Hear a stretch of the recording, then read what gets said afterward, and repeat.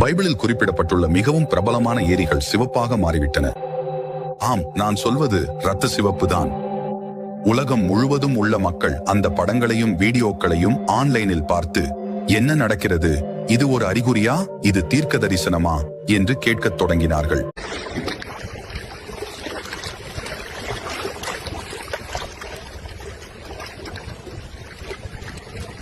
இப்போது விஞ்ஞானிகள் இதை விளக்கியுள்ளனர். அவர்கள், இது வெறும் களஞ்செடிதான், இது இயற்கையானது, இது தீங்கற்றது என்று சொன்னார்கள். சரி, பரவாயில்லை.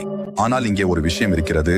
அது இயற்கையானதாக இருந்தாலும் கூட நடந்த நேரம் நம்மை யோசிக்க வைக்கிறது. ஏனெனில் பைபிளில் கடைசி நாட்களில் கடவுள் இயற்கையையே பயன்படுத்தி மக்களிடம் பேசுவார் என்று சொல்லப்பட்டுள்ளது. யோவேல் புத்தகத்தில் 2ஆம் அதிகாரம் 30 முதல் 31 வரையிலான வசனங்களில் கடவுள் சொல்கிறார், நான் வானிலும் பூமியிலும் அதிசயங்களை காண்பிப்பேன், இரத்தமும் தீயும் புகை மேகங்களும். கருணையுள்ள ஆண்டவரின் மகத்தானதும் பயங்கரமானதும் நாளுக்கு முன் சூரியன் இருளாக மாறும், சந்திரன் இரத்தமாக மாறும். நீங்கள் இயேசு கிறிஸ்துவின் வருகை சமீபம் என்று நம்பினால் இதை அநேகருக்கு பகிருங்கள்.